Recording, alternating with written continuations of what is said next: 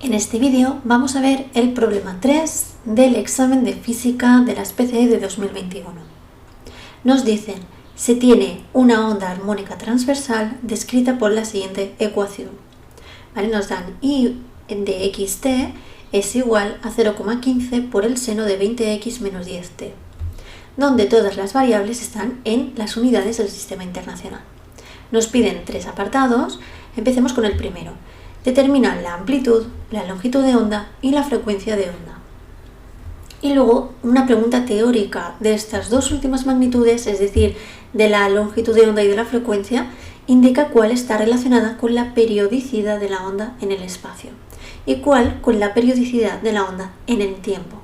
Bueno, pues lo vamos a hacer en dos partes, ¿vale? Vamos a separar estas dos preguntas, primero la matemática y luego la teórica. Nos dicen, determina la amplitud.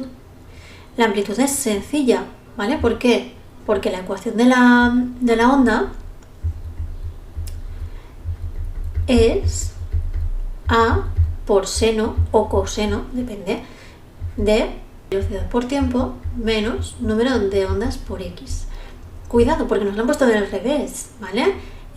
Tenemos que tener muy en cuenta que el número que acompaña a la x siempre es el número de ondas y el número que acompaña a la t siempre es la velocidad angular.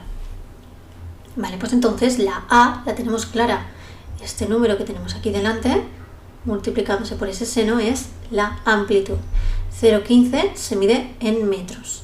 Luego, el número de ondas, la K será el 20, ¿vale? Esto será K, aunque de normal en la fórmula se ponen al revés, nos lo han puesto un poco para pillar.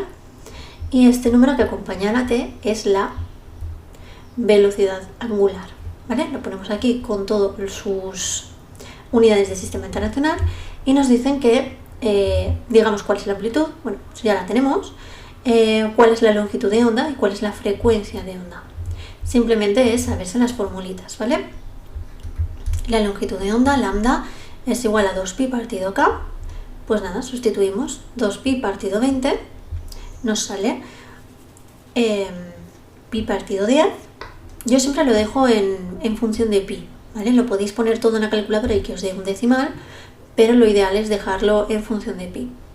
Y luego la frecuencia de la onda es la velocidad angular partido 2pi, es decir, 10 partido 2pi, y ya está, y ya lo tenemos.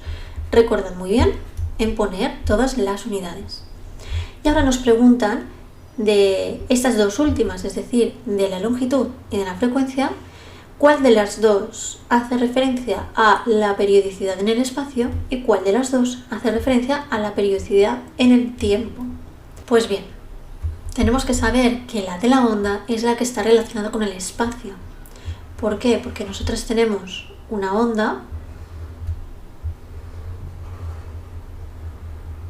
pues la longitud de onda es la distancia entre estos dos puntos consecutivos, ¿vale? Esto es la longitud de onda. Quiere decir, si es una distancia entre puntos, pues hace referencia a la periodicidad de la onda en el espacio. Pero la frecuencia está relacionada con la periodicidad de la onda en el tiempo. ¿Por qué? Porque representa el número de oscilaciones que hay en un periodo de tiempo, ¿vale? Que hay por segundo. Es decir, la frecuencia sabemos que es 1 partido periodo, ¿vale? Es el número de veces, el número de oscilaciones que hay por segundo. Por tanto, la frecuencia es la que hace referencia a la onda en el tiempo. Era una pregunta totalmente teórica. En el apartado B nos dicen, calcule la velocidad de propagación de la onda, es decir, la velocidad de fase, e indique su sentido. Cuidado, porque tenemos dos tipos de velocidades. Tenemos la velocidad de propagación y tenemos la velocidad transversal. En el apartado B nos piden la de propagación y en el apartado C nos piden la transversal. Tenemos que saber muy bien diferenciar entre las dos. La de propagación es la que va en el eje X y es la de la fórmula. Tiene una fórmula para calcularla. Pero la transversal es la que está en el eje Y y esta es una derivada, ¿vale? La de la propagación o la de fase es una fórmula y la transversal es una derivada.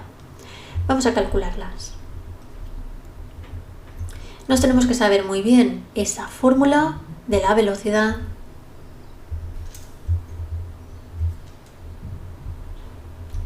que es tan fácil como longitud de onda por frecuencia. Hay varias fórmulas para calcular la velocidad. En este caso utilizamos esta porque son los datos que tenemos. ¿Vale? Lo hemos calculado en el apartado A.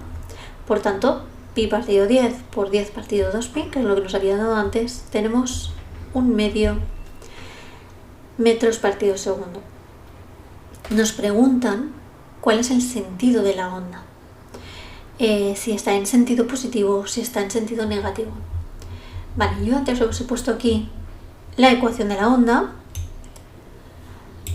Y si os fijáis aquí os he puesto el signo menos. ¿Qué indica este signo menos? ¿Vale? Es menos porque nos lo han dado aquí. Nos han dado un signo menos. El signo menos indica que la onda se está desplazando hacia la derecha. Es decir, en el sentido positivo del eje X. Si aquí tuviésemos un más, significaría que la onda se está desplazando hacia la izquierda. Es decir, hacia el sentido negativo del eje X. Por tanto, en este caso que tenemos un menos, se está desplazando en sentido positivo del eje X. Vale, en el C tenemos que calcular la velocidad transversal, que como ya he dicho es la derivada respecto de t, respecto del tiempo. Vale, esta velocidad será la derivada de la ecuación que nos han dado. Pues ya está, aplicamos la fórmula de la derivada del coseno, ¿vale? Y nos sale esto. Luego también nos dicen que aparte de saber de esta fórmula, tenemos que calcular esa velocidad cuando x son 30 centímetros y t son 5 segundos. Por tanto, en la x vamos a sustituir estos 30 centímetros en metros y en la t, en el tiempo, vamos a sustituir los 5 segundos. Y ya tendríamos ese valor de la velocidad.